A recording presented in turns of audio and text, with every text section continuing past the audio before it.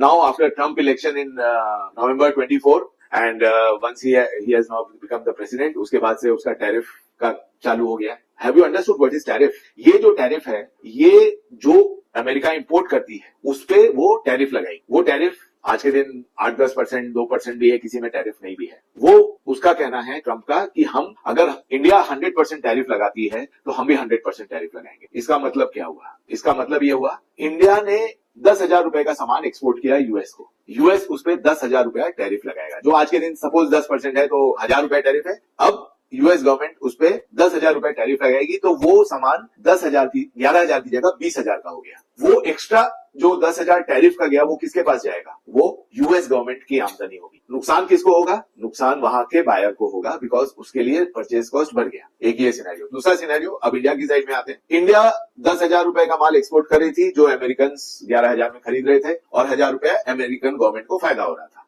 अब वो माल कॉस्टली हो गया. इंडियन जो मैन्युफैक्चरर है उसको तकलीफ होगी क्योंकि उसका माल नहीं भी बिक सकता है, या अब वो दूसरी कंट्रीज के माल के साथ कंपटीशन में बढ़ जाएगा. पर टैरिफ ट्रम्प तो सभी कंट्री के ऊपर टैरिफ लगाने वाला है. वो खाली इंडिया के ऊपर तो नहीं लगा रहा है. वो चाइना के गुड्स के ऊपर भी लगाएगा, इंडियन पे भी लगाएगा, यहां तक कनाडा और मेक्सिको के गुड्स के ऊपर भी लगा रहा है. तो he is going to charge everybody. He wants to increase the revenue of the US government.